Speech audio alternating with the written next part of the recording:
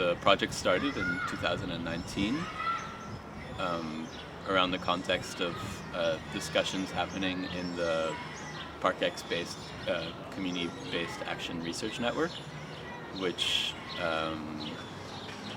exists to kind of gather researchers with activists and local initiatives. And there was an idea floating around of doing anti-eviction mapping projects in the vein of the one in San Francisco and Los Angeles, and around the importance of doing research and mapping around evictions and what's happening in the neighborhood.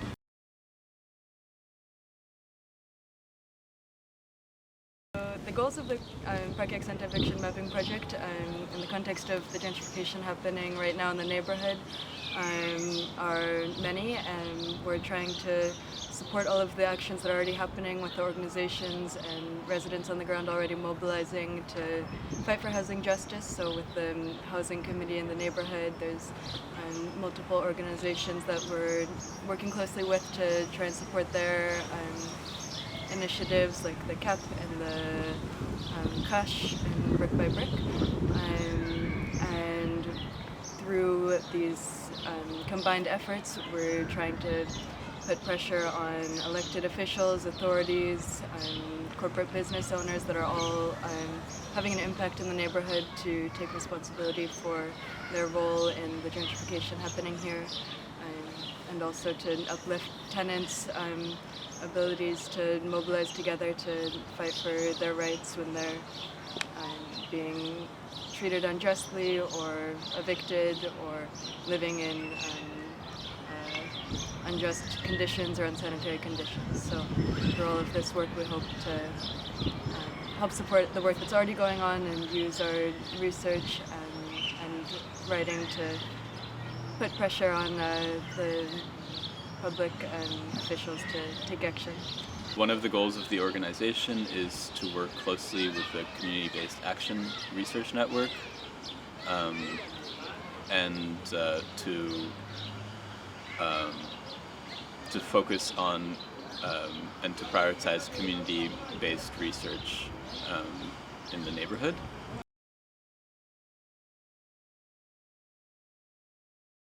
There's a myth that gentrification is like a normal or a natural process,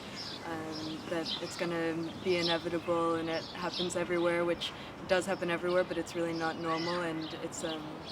a political process that is controlled by the people who are in power, either in the government or through their status as business owners or other landowners. So it really is a political process that people and residents and communities need to be engaged in order to have any ability to have community power and be able to resist the long-term effects of gentrification, because it's never an isolated occurrence where there's just gentrification in one neighborhood or one city. It's really, it is a long-term process that has effects that spread between neighborhoods in very clear geographic patterns. So it's important for communities that are affected by gentrification to be able to really understand the processes that are going on behind it and act accordingly in ways that can hold the people in power accountable. Well, one reason why long-term community organizing is really important is, well, in a neighborhood like Park Extension, community connections are really what keep people alive in many cases, and what support people to thrive in a new city, in a new country. And so to be able to build long-term initiatives that are able to connect people and bring them together, and to support people so that people can see the value of coming together, and the power that we have when we work together. That can be really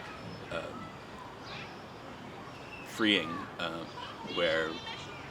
we can start to see that we actually do have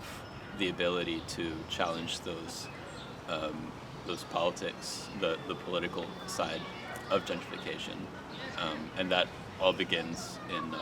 long-term community engagement. The mobilizations that occurred with like the Plaza Hutchison, like how for many years citizens were kind of doing many different kinds of actions to try and put pressure on the government, on the local municipal officials and the city government to buy back this building that was bought by a private like real estate speculator and used to be home to a lot of really important community services and organizations. And then after it got bought, there was a lot of community resistance to it being developed for like luxury housing basically, and citizens were putting the pressure on the government in many different ways